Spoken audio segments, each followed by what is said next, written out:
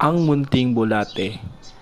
Sa isang tahimik na baryo, sa ilalim ng masa-masang lupa, malapit sa halamanan, mabagal siya at walang pakpak o paa, ngunit masipag siyang gumagalaw araw-araw.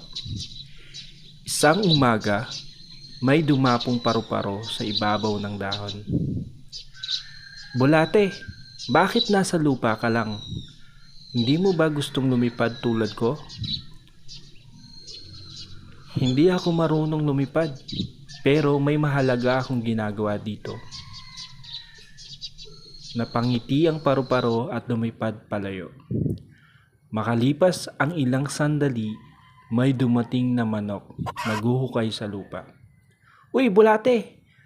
Ang bagal mo! Hindi ka ba natatakot? Natatakot pero kailangan kong magpatuloy.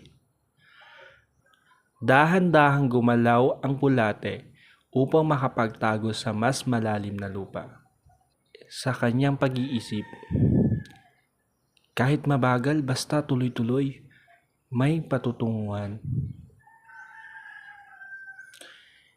Isang araw, dumating ang malakas na ulan. Maraming halaman ang muntik ng matumba.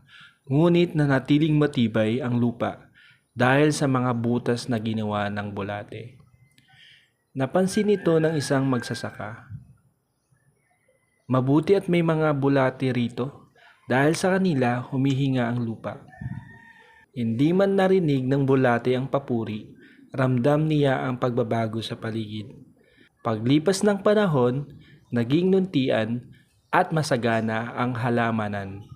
Muling bumalik ang paru-paro at dumapo sa lupa.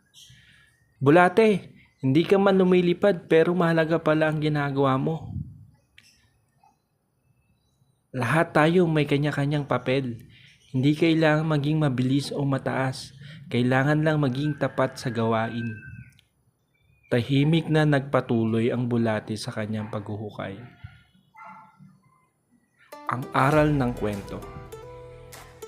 Hindi lahat ng mahalagang gawain ay nakikita.